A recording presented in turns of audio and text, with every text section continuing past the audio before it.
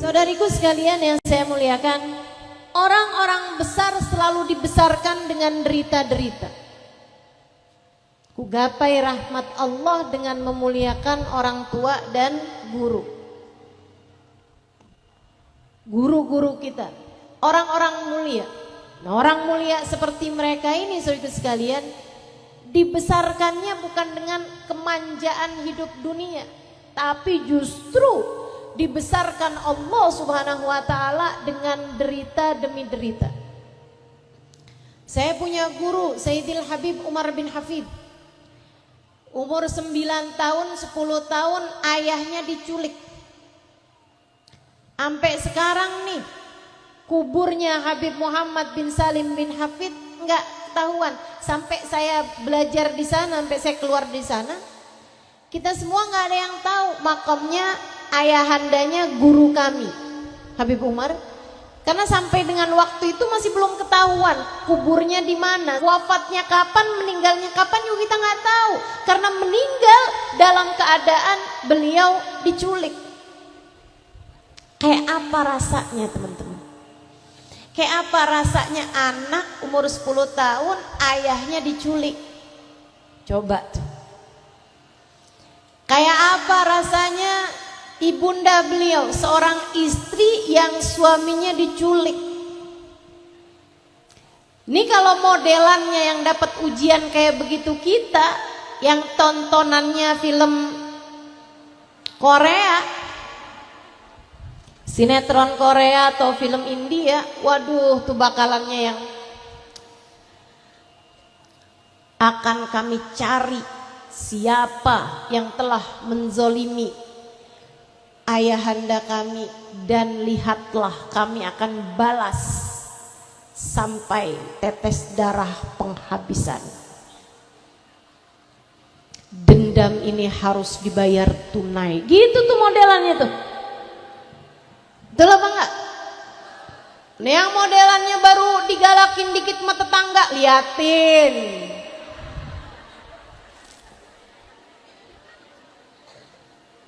Kalau ada apa-apa jangan salahin saya ya.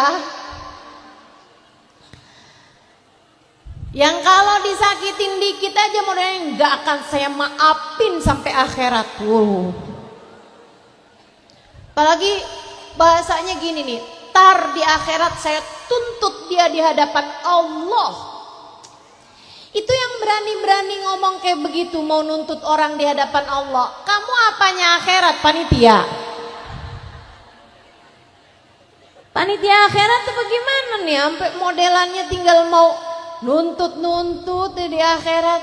Kita sama dia sama-sama orang yang nyari rahmatnya Allah.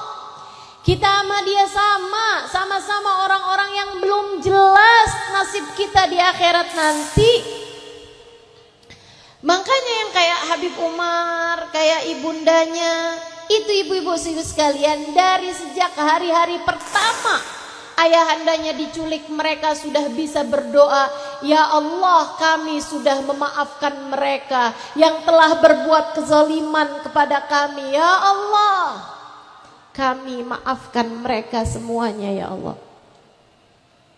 Dari sejak hari-hari pertama, kata Habib Umar bin Hafid, sudah dimaafin.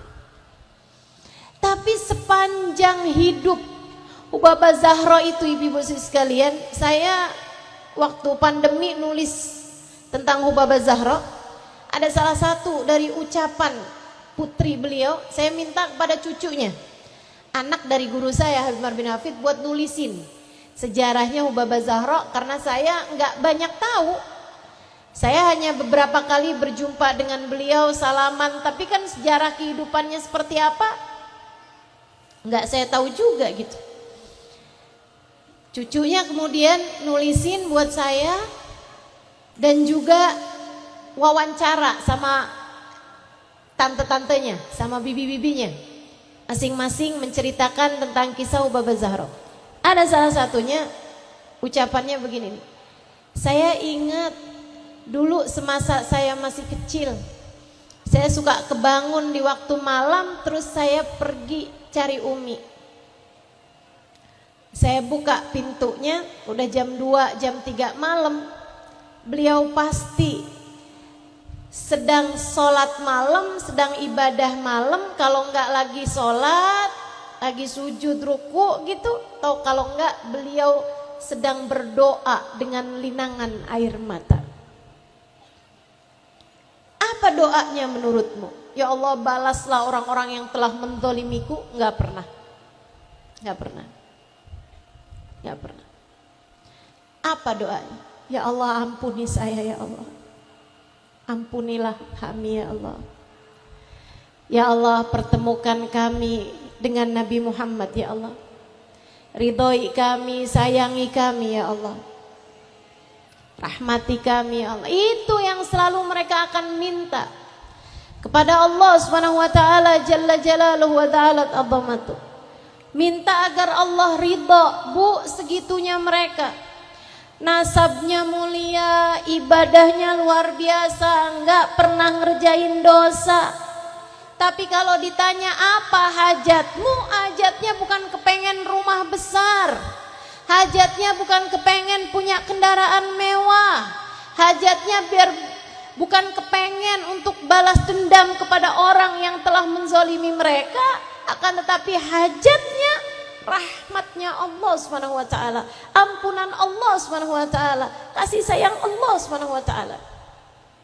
Yang saya paling ingat dari Ubaba Zahra itu ingatan beliau tentang akhirat enggak pernah hilang dari pikirannya.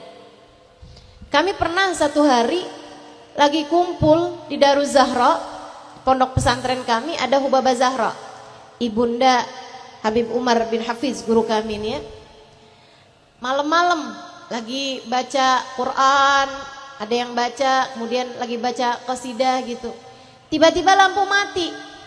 Ini kebiasaan orang kita nih, orang Indonesia, kalau lampu mati kan langsung teriak, wah gitu kan. Semua tuh suaranya nyari sama kayak wah gitu. Kecuali suaranya Ubaba Zahra. Begitu lampu mati, begitu beliau langsung doa, Allahumma nawwir kuburona ya Rabb. Ya Allah, terangkan kubur kami ya Allah, sebab kami takut kegelapan, terangkan kubur kami ya Allah. Subhanallah. Orang yang ingatannya terhadap akhirat tidak pernah putus, selalu punya sambungan. Ibarat dunia akhirat ini ada sinyalnya.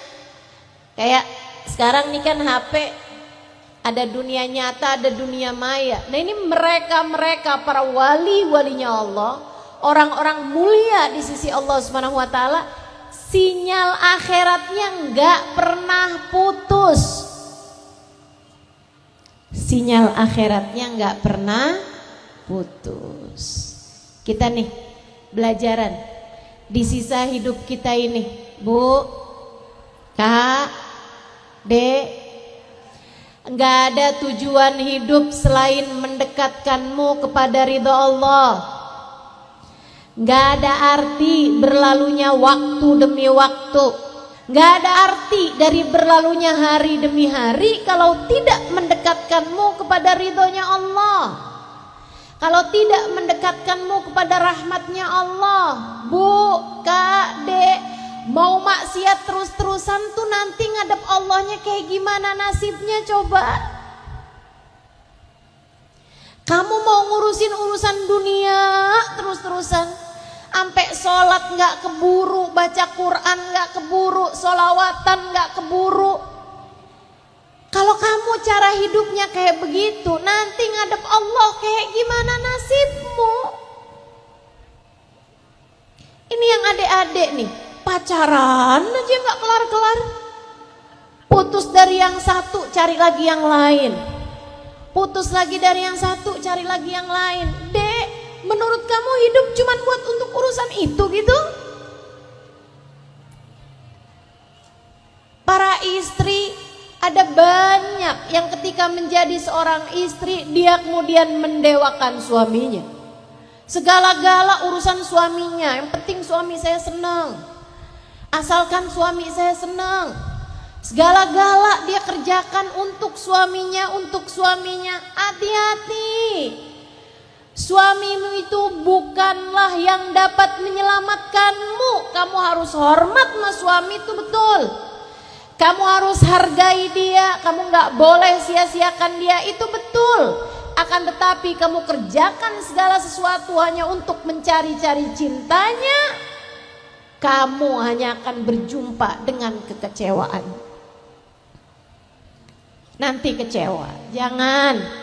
Jangan cintai suamimu 100%. Jangan. Nanti kalau ada apa-apa, kamunya jadi hilang. Suamimu naksir perempuan lain, kamu udah jadi kayak mayat hidup.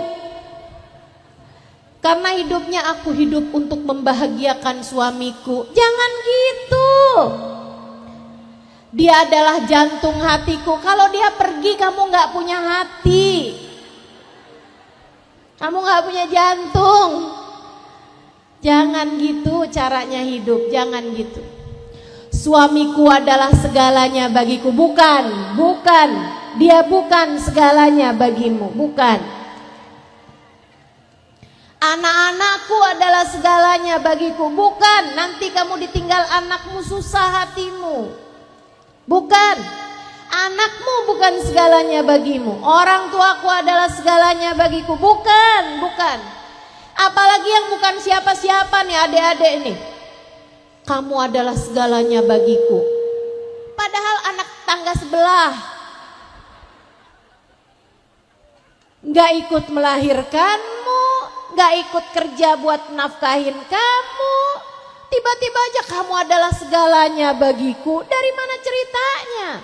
Tidak pernah ada siapapun menjadi segalanya bagimu. Yang segalanya bagimu adalah Allah subhanahu wa ta'ala jalla jalaluhu wa ta'ala azamatu. Itu baru segalanya bagimu. Kalau kamu sampai ditinggal sama Allah, kamu kehilangan segalanya. Karenanya jangan berketerusan meninggalkan dosa, takut Allah subhanahu wa ta'ala nanti meninggalkanmu.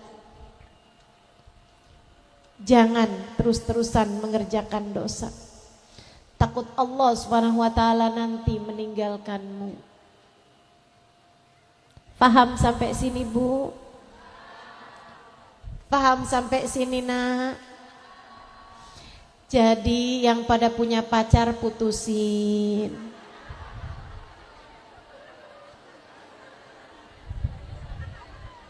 Ibu-ibu yang pada punya hutang, yang pakai bunga, pakai riba, cepet-cepet bayarin.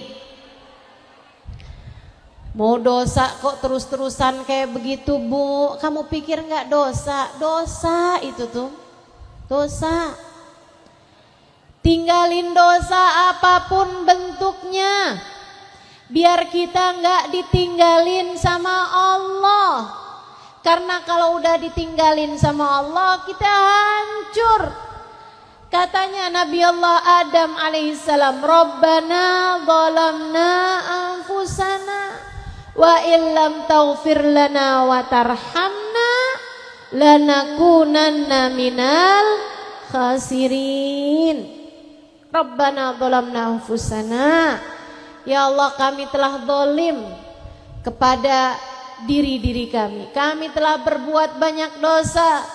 Illam taufir lana, jika engkau enggak ampunin, wa tarhamna, jika engkau tidak sayangi kami, ya Allah, lanakunanna minal khasirin, pastilah kami termasuk dari orang-orang yang rugi, orang-orang yang hancur. Segitunya Nabi Bu. Nabi kalau ditinggalin Allah hancur. Segitunya Nabi, kalau ditinggalin sama Allah hancur. Nabi itu orang tercinta di sisi Allah. Kalau ditinggalin sama Allah nggak jadi apa-apa. Apalagi saya, apalagi kamu. Kalau Allah tinggalin kamu jadi apa? Jangan tinggal Allah. Jangan tinggal Allah. Sholat dijaga yang benar. Jangan cuman kalau ada waktu sholat Justru waktumu buat sholat. Jangan dibalik-balik hidup tuh. Siang-siang nih, Ustazah, kalau lagi kita sibuk gitu Ustazah, boleh gak sih sholat kita jamak? Sibuk apa? Ya belanja Ustazah. Di mana? Keluar kota? Enggak sih Ustazah, di pasar deket sini nih, beli kentang, beli tomat. Masa sholat kamu mau kamu bandingkan sama kentang sama tomat?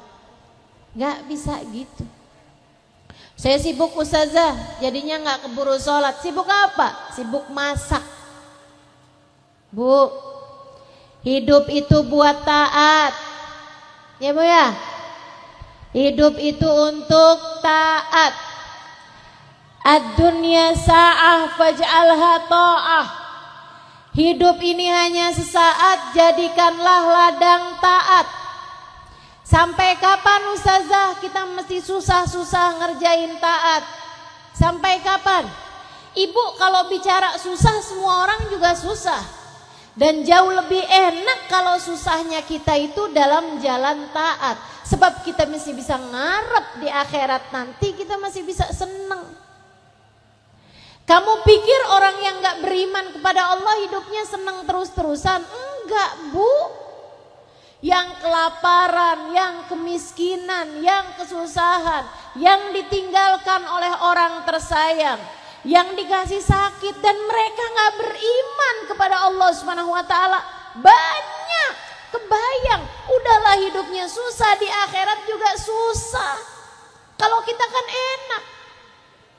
Ibu-ibu saudaraku sekalian, nih dengerin saya. Saya kalau lagi datang kesusahan-kesusahan dalam hidup, emang pernah Ustazah? Kan saya udah bilang tadi, orang tuh akan dibesarkan dengan penderitaan. Yang namanya orang hidup mah udah pasti aja Bu, banyak ujiannya, namanya juga hidup. Kalau banyak cucian kotornya namanya. Jadi udah pasti tuh, yang namanya hidup udah pasti aja ada kesusahan-kesusahannya. Saya kalau lagi dikasih kesusahan dalam hidup, ada hadisnya Nabi yang bikin tenang hati saya. Saya pasti akan mikir, gak apa-apa deh, hidup susah kan juga ada waktunya. Ini sekarang memang lagi waktunya aja, susah. Bentar aja kok, tungguin aja. Tungguin. Badai pasti berlalu. Hujan pasti akan reda. Abisnya gitu saya ingat-ingat sabda Nabi Muhammad SAW. Kata Nabi bilang begini nih, fasbiru hatta tulku alayyal haud. Yang sabar sampai kamu dapat berjumpa denganku di depan telagaku. Jadi ibu kalau lagi susah-susah sama hidup Bu, ibu ingetin hadis itu terus. Yang sabar, kata siapa? Kata Nabi Muhammad. Nabi bilang, pesen sama kita umatnya, yang sabar. Yang sekarang lagi kepanasan, ingetin hadisnya Nabi Muhammad, fasbiru hatta tulku alayyal haud, yang sabar sampai nanti ada waktunya kamu datang di depan telagaku, kamu berjumpa denganku di depan telagaku. Kalau di akhirat nanti Allah jumpakan kita dengan Nabi Muhammad, Bu, gak ada artinya kesusahan hidup di atas muka bumi ini. Itu adalah harga yang pantas. Andai ada orang sepanjang hidupnya umur 50 tahun sampai mati, hidupnya sakit terus-terusan. Andai dari lahir sampai mati hidupnya sakit terus-terusan. Tapi dia cinta sama Nabi Muhammad, Nabi Muhammad pun cinta sama dia. Andai, meskipun juga kayaknya gak ada orang hidup 50 tahun sakit terus-terusan ya Bu ya.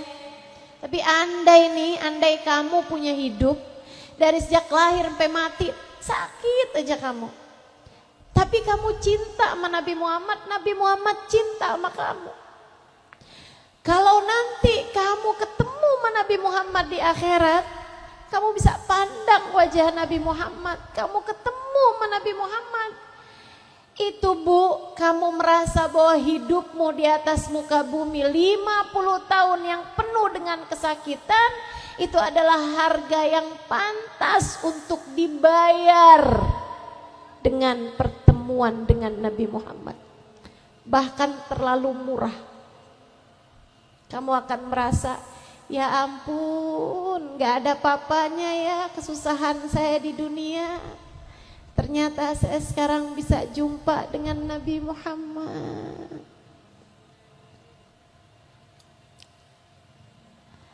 Andai kamu di dunia hidup miskin, gak pernah tahu nikmatnya makanan, gak pernah tahu nikmatnya kendaraan yang bagus. Misal, meskipun saya yakin nikmatnya makanan tuh nggak tergantung harga, betul nggak?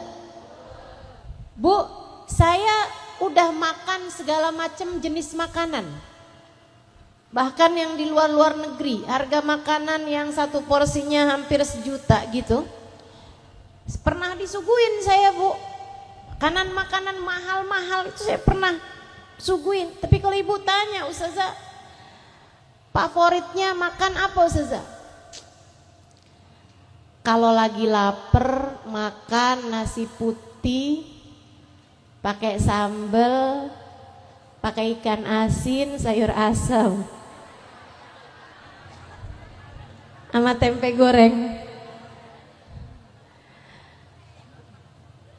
Berapa tuh harganya? Ya ampun, murah banget.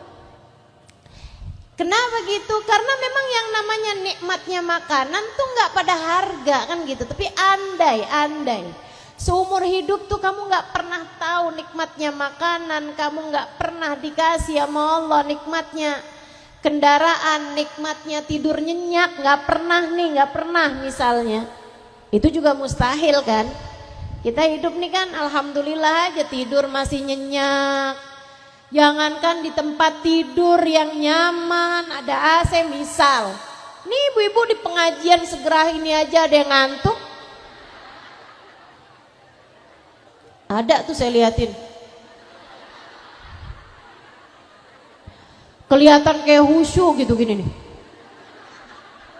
Padahal tidur. Masya Allah, Masya Allah.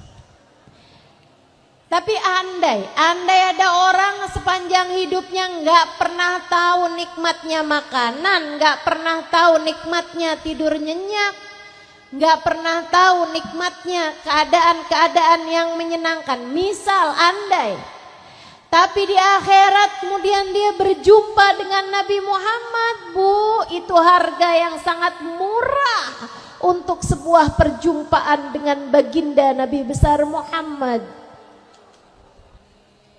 Murah buat ketemu sama Nabi Muhammad.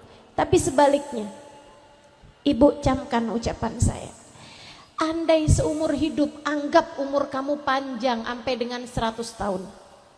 Anggap 100 tahun tersebut kamu makan enak terus, kamu tidur nyenyak terus, padahal itu mustahil. Gak ada orang kayak begitu. Tapi andai nggak ada orang meninggal dunia yang dia cintai, itu juga lebih mustahil lagi Bu ya. Apalagi mengingat umur 100 tahun gitu, dia nggak kehilangan orang tuanya, nggak kehilangan suaminya, berarti kan orang tuanya umur berapa tuh? Seneng terus hidupnya, nggak pernah sakit, nggak pernah sulit, rumah nggak pernah kebocoran misal. Ya Bu, misal nggak pernah sakit. Umur 100 tahun, tapi di akhirat nanti dia nggak bisa ketemu sama Nabi Muhammad. Andai dia disayang sama suaminya nggak pernah berpaling hati dari dia, diperlakukan dengan sangat penuh cinta sama suaminya. anak-anaknya hormat sama dia, anak-anaknya sayang sama dia. Misal sampai 100 tahun hidupnya, meninggal dunia di akhirat ternyata dia nggak bisa ketemu sama Nabi Muhammad, hidupnya hanya akan berisi dengan penyesalan. Air mata darah sesudah air matanya habis di akhirat, dia gigit-gigiti tangannya karena menyesal sepanjang padang mahsyar.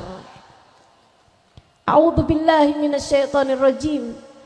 Yauma ya'adzu dzalimu 'ala yadayhi yaqulu ya laitani ittakhadtu ma'ar rasuli sabila. Ada orang, kata Allah, menggigit-gigiti tangan-tangan mereka karena menyesal. Sepanjang mahsyar, guru kami Habib Umar bercerita, dia gigiti itu tangan-tangannya, 2 tangannya sampai habis 1 siku. Berdarah-darah, terus aja digigiti tangannya karena menyesal. Nyesel banget. Kenapa gitu? Yauma ya'adzu dzalimu 'ala yadayhi yaqul, si orang yang nyesel tadi ini bilang, ya laitani ittakhadtu ma'ar rasuli sabila. Andai waktu di dunia aku menjalin hubungan, mengenalkanku kepada Nabi Muhammad. Andai waktu di dunia aku hidup dalam jalan cinta kepada Nabi Muhammad, hingga hari ini saya dapat berjumpa dengan Nabi Muhammad. Sekarang nyesel kenapa saya nggak bisa barengan sama Nabi Muhammad. Nyesel saya nggak bisa lihat wajah Nabi Muhammad. Nyesel saya nggak bisa dekat sama Nabi Muhammad. Nyesel saya nggak bisa dapat syafaat Nabi Muhammad. Nih kita nih hidup juga seneng-seneng banget juga enggak, susah-susah banget juga enggak. Ada waktunya kita seneng, ada waktunya kita susah, ya kan? Kita jadikan waktu hidup kita ini sarana buat dapat rahmatnya Allah, sarana buat nanti di akhirat ketemu sama Nabi Muhammad. Salah satu caranya, yang hormat sama orang tua, yang sayang sama guru, yang hormat sama orang tua, yang sayang sama guru. Itu cara kita jalanin hidup. Yang hormat sama yang tua, bahkan yang sayang sama yang muda, bahkan Nabi Muhammad nyebutnya begitu. Laisa minna man lam yarham saghirana wa lam yuwaqqir kabirana. Bukan termasuk kelompok kami orang yang gak bisa hormat sama yang tua, gak bisa sayang sama yang muda. Kalau orang tuamu sedang menyulitkanmu, membebanimu, yang sabar. Itu tadi kan memang hidup mah isinya gitu, Bu. Isinya ujian demi ujian. Kalau kamu sama Allah Subhanahu wa taala, diuji Allah Subhanahu wa taala berupa orang tua yang menyulitkan kehidupanmu, tetaplah berusaha untuk menjadi anak yang berbakti kepada mereka. Punya orang tua tuh disayangin. Tapi orang tua saya nggak soleh, nggak soleha, ustazah. Bu, Kak, Dek, Nak, bukan kewajibanmu untuk menjadikan orang tuamu soleh-solehah. Kewajibanmu adalah untuk berbakti kepada orang tuamu. Sambil kamu terus doain, sambil kamu terus doain, orang tua tuh punya berkahnya tersendiri. Orang tua punya nilainya tersendiri di sisi Allah Subhanahu wa taala. Kalau kamu punya orang tua yang soleh-soleha, alhamdulillah gampang baktiinnya. Tapi kalau kamu punya orang tua yang kurang soleh atau enggak soleha, tetaplah bersabar menghadapinya. Tetaplah yang sabar ngadepin orang tuamu sambil terus didoain, terus didoain. Kamu tidak bisa milih dari orang tua yang seperti apa kamu lahir di atas muka bumi. Tapi kamu bisa milih perlakuan macam apa yang kamu lakukan untuk orang tuamu di atas muka bumi ini. Makanya Allah tuh ketika berpesan sama kita untuk baik sama orang tua, Allah bilangnya wa wasainal insana biwalidayh. Kata Allah, aku Allah berpesan kepadamu untuk baik sama orang tuamu. Jadi enggak lihat siapa orang tuamu, kita lihatnya ini adalah pesan Allah. Kita jalankan pesan Allah sebagaimana mestinya, bakti sama orang tua kita. Insya Allah. Gak banyak-banyak yang mau saya sampaikan. Pokoknya hidup isinya sabar. Sabar aja dah jalanin kehidupan. Emang gak akan pernah selesai sih Bu ujian mah Bu, udah pasti ada aja. Ya Bu ya, udah pasti ada aja orang hidup mau udah pasti aja. Mau jadi siapa pasti aja ada ujian dalam kehidupan. Akan tetapi kita tetap ada di jalan Allah, kita tetap bersabar menjalani kehidupan sebagai umat Nabi Muhammad sallallahu alaihi wasallam. Kemudian kita ngarep rahmatnya Allah, kita ngarep perjumpaan dengan Nabi Muhammad sampai datang ajal menjemput kita, kita dalam keadaan dirahmati oleh Allah Subhanahu wa taala. Itu pesan saya. Yang sabar jalanin kehidupan. Pesan saya, tetaplah berada di jalan taat pada Allah Subhanahu wa taala. Pesan saya, yang sabar ngadepin apapun, ngadepin siapapun sampai datang ajal menjemputmu, tetaplah jadi orang yang baik. Insya Allah. Yang jadi istri, biar jadi istri yang baik kepada suaminya. Yang jadi anak masih pada punya orang tua yang baik sama orang tuanya. Yang jadi ibu, didik anak-anaknya yang baik, didik anak-anaknya yang ikhlas. Bu, yang ikhlas didik anak, gak usah ngarep. Nih anak nih saya gedein, saya didik biar nanti gedenya jadi orang besar, nanti dia yang ngurusin saya. Gak usah. Kita urusin sekarang biar nanti kalau kita tua dia yang ngurusin kita. Jangan gak ikhlas kayak begitu. Ya Bu ya, ngurusin anak mah yang ikhlas saja. Kenapa kamu harus membesarkan anakmu, ngasih makanan yang bergizi buat mereka, nyekolahin mereka di sekolah yang bagus, ngajarin mereka ngaji, ngajarin mereka sholat, ngajarin mereka berhitung, membaca dan seterusnya. Jangan kamu mikir saya urusin sekarang biar dia ngurusin saya di masa tua saya. Enggak gitu. Tapi kamu mikir saya jalanin amanat dari Allah. Anak saya ini hambanya Allah, amanat dari Allah Subhanahu wa taala buat saya gedein dia mengikuti ajaran yang sudah diajarkan oleh baginda Nabi besar Muhammad sallallahu alaihi wasallam, biar saya di akhirat nanti enggak nyesel, biar saya di hari akhirat nanti disayang sama Allah. Saya sayangin anak saya biar saya di akhirat disayang sama Allah. Saya sayangin orang tua saya biar di hari akhirat saya disayang sama Allah.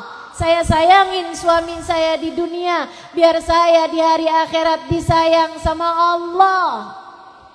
Gitu mikirnya. Yang ikhlas. Buat baik sama guru gitu juga yang ikhlas. Saya hikmah sama guru biar saya ada dalam doa-doanya guru saya. Nah itu masih ngarep namanya. Biar orang tahu nih kalau saya ini yang paling deket sama guru saya. Biar orang pada hormatin saya. Enggak gitu, enggak gitu. Kamu khidmah sama guru niatnya yang ikhlas. Saya sayangi guru-guru saya biar Allah sayang sama saya. Itu satu. Sama yang kedua, saya sayangin guru saya biar Nabi Muhammad sayang sama saya. Sebab kalau enggak karena guru saya enggak kenal sama Nabi Muhammad. Jadi saya sayangin guru saya sebagai jalan saya menuju Nabi Muhammad. Saya sayangin guru saya khidmah guru saya biar Nabi Muhammad berkenan untuk memandang dan berjumpa dengan saya di akhirat nanti. Yang bakti sama orang tua biar disayang sama Nabi Muhammad di akhirat. Nabi senang sama anak-anak yang waktu hidup di dunia berbakti sama orang tuanya. Yang benar mas suami, yang benar mas suami, Bu, jangan tega-tega nyakitin hatinya. Jangan sia-siakan suamimu biar kamu disayang sama Nabi Muhammad. Biar kamu nanti pantas ketemu sama Nabi Muhammad. Kamu pikir mau Nabi di akhirat nanti ketemu sama istri-istri yang suka galakin suaminya? Coba kamu bayangin. Di akhirat nanti kiranya Nabi mau gitu. Di belakangnya ada perempuan-perempuan yang kalau lagi marah sama suaminya matanya mau keluar. Yang suka ngomong sama suaminya, kalau kamu gak bawa duit jangan pulang sekalian. Kamu pikir Nabi mau gitu? Di belakangnya ada perempuan-perempuan model seperti itu? Enggak Bu, enggak. Makanya yang taubat yang benar. Yang benar mas suami. Yang benar, yang hormat. Jangan sia-siakan suamimu, siapapun suamimu. Sebab ia adalah jalanmu untuk masuk dalam surga. Dan ia adalah pintumu untuk bisa mendapatkan keridhoannya Nabi Muhammad. Yang sayang sama anak, biar Nabi Muhammad sayang sama kamu. Tiap kali mau galakin anak, ingat, anakmu selain lahir dari rahimmu, ia adalah umat Nabi Muhammad. Bu, anak kamu tuh umatnya Nabi Muhammad. Nabinya sayang sama kamu. Kalau kamu jewer, selain dari anakmu yang sakit, Nabi Muhammad juga ikut sakit. Katanya Nabi Muhammad, lan asaba ahadukum bisyaukatin illa wa ajid ala muhafiz sadri. Tidaklah salah satu di antara kalian umat kena tusuk duri di kakinya, melainkan saya ikut merasakan pedihnya di dalam hati saya. Nabi segitu sayangnya sama umat. Ibu jangan gampang jewer anakmu Bu, nabinya ikut sakit. Sebab dia adalah umatnya Nabi Muhammad. Jangan gampang ngata-ngatain anak, biarin Ustazah tuh anak saya sendiri kok, Ustazah kok ngatur-ngatur. Bukan, bukan saya mau mengaturmu, biar kamu di akhiratnya selamat. Biar kamu di akhiratnya disayang sama Nabi Muhammad. Biar kamu di akhirat bisa ketemu sama Nabi Muhammad. Ingat, anak kamu itu bukan hanya anakmu. Ia adalah hambanya Allah, punyanya Allah. Dan dia adalah umatnya Nabi Muhammad. Ingat, dia adalah umatnya Nabi Muhammad. Nabinya sakit kalau anak kamu dimarah-marahin kayak begitu. Jadi ibu lagi marah kayak apapun nama anak, jangan sampai doain buruk anak. Kesian. Kesian. Guru-guru saya, orang-orang di Hadramut sana itu, lagi marah sama anak kayak apapun, bahasa paling tingginya. Saat mereka marah, mereka doa gini, Allah yahdi. Mudah-mudahan Allah kasih hidayah sama kamu, nak. Paling gitu doang udah. Itu udah mentok, udah marah banget udah. Anaknya udah takut kalau udah orang tuanya bilang begitu. Allah yahdik, mudah-mudahan Allah kasih hidayah sama kamu nak. Gak pernah ada ceritanya keluar kalimat-kalimat yang nggak baik, apalagi sampai nyebut-nyebut nama binatang, itu anakmu, itu umat Nabi Muhammad, itu hamba Allah, jangan sakiti hatinya. Gedein hatinya, gedein. Mah, ujian saya nggak lulus. Oh nggak apa-apa nak, ujian dunia doang kamu nggak lulus, nggak apa-apa. Yang penting ujian akhirat, ujian keimanan kamu lulus ya nak ya. Tenang aja, nggak apa-apa, nggak apa-apa. Adem nih punya emak kayak begini nih, betul nggak? Ayolah, jadi ibu-ibu yang bikin adem hati anak-anaknya aja. Lihat rapot anaknya ada merah, biasa-biasa aja bu. Kamu kayak lupa rapotmu dulu kayak apaan. Sok-sokan marahin anak. Ada merahnya 2, kamu nggak ingat dulu merahmu berapa di rapot 5. Masya Allah, Masya Allah. Yuk hatinya biar yang adem aja. Ngadepin semuanya, ingat dia hamba Allah, dia umat Rasulullah. Tenang, kalau kamu memperlakukan semua orang dengan baik, nanti semuanya juga akan jadi balasan bagi kamu di akhirat nanti. Seneng akhiratnya insya Allah. Ustazah digalakin sama mertua, yang sabar, biar seneng di akhiratnya nanti. Ustazah saya dijahatin nama ipar, yang sabar, biar seneng di akhiratmu nanti. Ustazah suami saya galaknya ustazah sampai langit ke-7, yang sabar, biar seneng di akhiratnya nanti. Ustazah suami saya galak sih enggak, tapi pelitnya ustazah sampai langit ke-9 kayaknya nih ustazah. Yang biar senang di mana? Saya juga kayak gitu bu, apa-apaan saya sabar-sabarin diri saya. Udah aja tuh, udah yang paling enak kita ingetin, nggak apa-apa sekarang sakit, di akhirat biar nggak pernah sakit. Nggak apa-apa sekarang sulit, di akhirat biar nggak pernah sulit. Nggak apa-apa di dunia ditinggalin orang, yang penting di akhirat kita nggak ditinggal sama Nabi Muhammad. Nggak apa-apa. Ada hal-hal yang tidak menyenangkan dalam kehidupan, yang penting di akhirat biar seneng. Insya Allah. Yuk kita baca suratul Fatihah. Kita minta sama Allah Subhanahu Wa Taala, ya Allah, ya Allah. Pandang semuanya yang hadir dengan pandangan kasih sayang-Mu ya Allah. Rahmati semuanya ya Allah. Sayangi semuanya ya Allah. Berkahi semuanya ya Allah. Sayangi semuanya ya Allah. Yang hadir maupun yang sedang mendengarkan kajian saya hari ini, sayangi saja semuanya ya Allah. Hidupkan kami dengan berkah. Hidupkan kami dengan indah. Baguskan hati kami ya Allah. Baguskan hati kami ya Allah. Muliakan kami dengan keindahan akhlak ya Allah.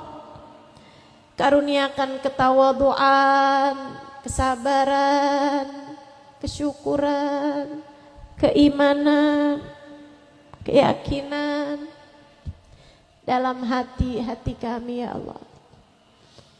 Karuniakan dalam hati kami hati yang penuh cinta kepadamu, kepada Nabi Muhammad, kepada kedua orang tua kami, kepada guru-guru kami, kepada para ulama, kepada sahabat Nabi Muhammad, kepada para tabi'in, kepada para ulama sepanjang zaman, kepada para wali-walimu ya Allah. Anugerahkan dalam hati kami rasa cinta kepada siapapun yang mendekatkan kami kepadamu. Jangan biarkan hati kami ya Allah terjebak dengan kebencian. Jangan biarkan hati kami ya Allah terkotori dengan dendam. Jangan biarkan hati kami ya Allah tergelapkan dengan iri dengki kepada orang lain. Jangan biarkan hati kami ya Allah tersiksa dengan permusuhan kepada hamba-hambamu ya Allah. Jadikan hati kami hati yang lapang. Jadikan hati kami hati yang mampu bersabar. Jadikan hati kami hati yang mampu bersyukur.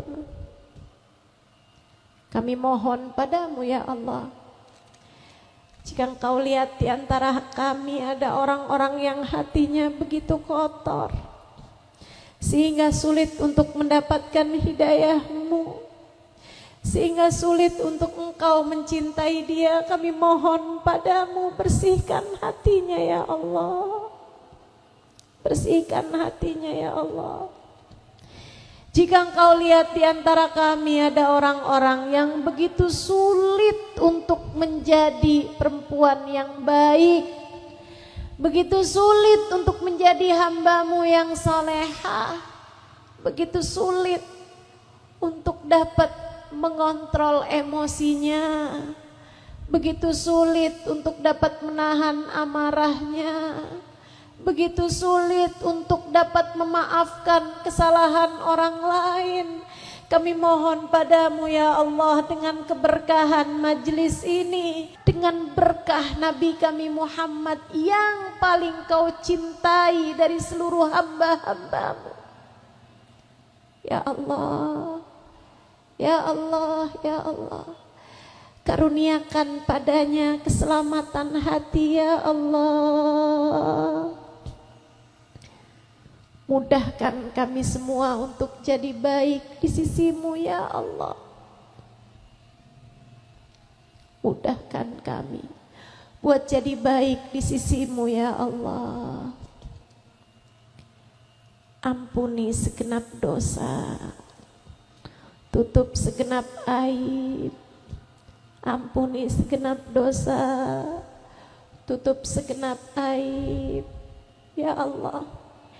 Jika ada di antara kami orang-orang yang begitu kesulitan untuk menjauh dari dosa, jika ada seseorang di antara kami orang-orang yang begitu sulit menghindari perbuatan-perbuatan dosa, kami mohon padamu, Engkau saja ya Allah yang menariknya dari jurang dosanya.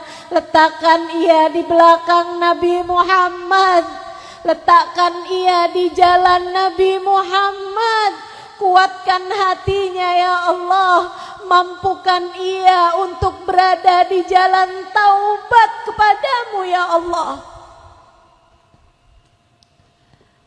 Doa yang sama kami mohonkan untuk anak-anak kami. Doa yang sama kami mohonkan untuk saudara-saudari kami. Jika ada di antara mereka yang saat ini berada dalam lembah kemaksiatan, berada dalam jurang-jurang dosa yang dalam, ya Allah, kami serahkan mereka padamu ya Allah. Kami titipkan mereka kepadamu ya Allah. Tariklah mereka ya Allah. Hulurkan tangan Nabi Muhammad buat mereka ya Allah. Tariklah mereka ya Allah. Bawakan mereka di jalan-Mu ya Allah. Tak ada yang dapat melakukannya kecuali Engkau ya Allah. Innaka la tahdi man ahbabta, walakinnallaha yahdi man yasha. Jika bahkan kepada Nabi Muhammad Engkau berkata, Engkau wahai Nabi Muhammad tak dapat memberi hidayah kepada orang yang Kau mau, hanya Allah lah yang dapat memberi hidayah kepada orang yang Allah mau. Maka kami mohon padamu, berikanlah hidayahmu ya Allah kepada kaum kerabat kami, kepada orang-orang yang kami sayangi, kepada semua yang hadir di majlis ini dan keluarga kami semuanya. Ya Allah, berikanlah hidayahmu kepada kami hingga selamat semua dari kami ya Allah di akhirat nanti. Ampuni segenap dosa, tutup segenap aib, karuniakan kepada kami ya Allah apa yang telah kau berikan kepada hamba-hamba tercinta di sisimu. Panjangkan umur guru-guru kami ya Allah, sehatkan badannya ya Allah, sebab kami belum sanggup kehilangan mereka.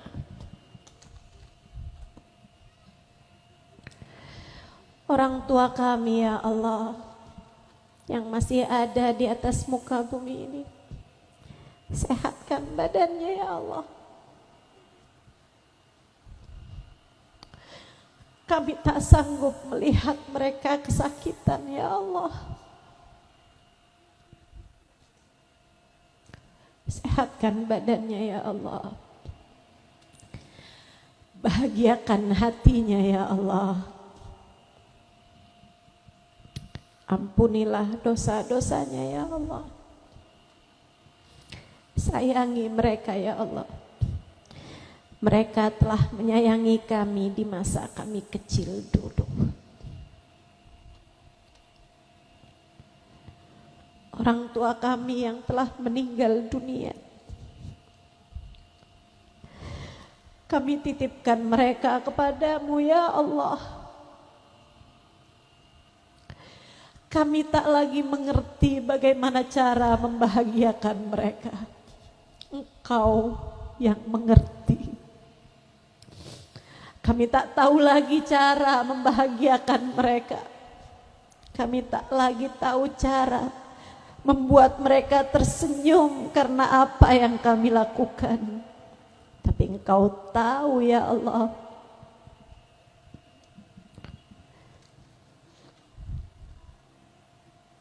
Karenanya kami titipkan mereka semuanya kepadamu ya Allah. Bahagiakan mereka dalam alam kuburnya ya Allah. Apabila ada di antara mereka yang anaknya saat ini berada di tempat ini, atau yang sedang mendengarkan kajian saya, jika ada di antara orang tua kami yang saat ini berada dalam alam kubur dan sedang berada dalam keadaan yang tidak nyaman, jika ada di antara mereka yang saat ini sedang berada dalam siksa karena perbuatan dosa-dosa mereka waktu hidup di dunia, kami mohon padamu, angkat siksanya ya Allah. Maafkan saja dosa mereka ya Allah. Mereka mungkin tidak mengerti. Mereka mungkin tersibukkan dengan dunianya. Mereka mungkin tak pernah punya waktu untuk belajar agama. Mereka mungkin tidak punya guru mengenalkan mereka kepada baginda Nabi Muhammad. Karenanya kami mohon padamu ya Allah, angkatlah siksaan yang mereka alami ya Allah.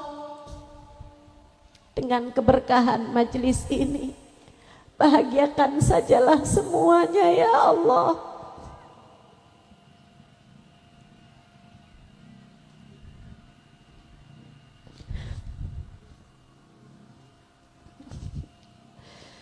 Kami beriman kepadamu ya Allah.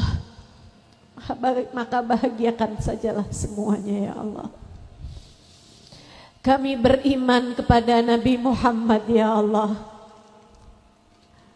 Maka orang-orang tua kami yang sudah berada dalam alam kubur, berikan kepada mereka semuanya syafaat Nabi Muhammad ya Allah. Apabila datang ajal menjemput kami, matikan kami dalam husnul khatimah. Semua yang hadir di tempat ini ya Allah, kami pun juga memohon untuk semua keluarga kami ya Allah. Apabila datang ajal menjemput kami, matikan kami dalam husnul khatimah. Tetapkan iman Islam dalam hati kami ya Allah. Wahai Zat yang Maha Pemurah, seperti apapun dosa-dosa kami dan keluarga kami, jangan pernah jadikan hukumannya adalah tercabutnya iman dari dalam hati kami ya Allah. Tetapkan iman Islam dalam hati kami ya Allah. Jadikanlah kalimat terakhir yang keluar dari lisan kami adalah kalimat La ilaha illallah, La ilaha illallah, La ilaha illallah, Muhammadur Rasulullah sallallahu alaihi wasallam. Alaiha nahya wa alaiha namut wa alaiha nub'atu insyaallah ta'ala minal aminin alladzina la khaufun alaihim wa lahum yahzanun birahmatika ya arhamar rahimin bijudika ya ajwadal ajwadin innahu waliyyu dzalika wal qadir alaih. Wa sallallahu ala sayyidina Muhammadin wa ala alihi wa sahbihi wasallam bifadli subhana rabbika rabbil izzati amma yasifun wa salamun alal mursalin walhamdulillahi rabbil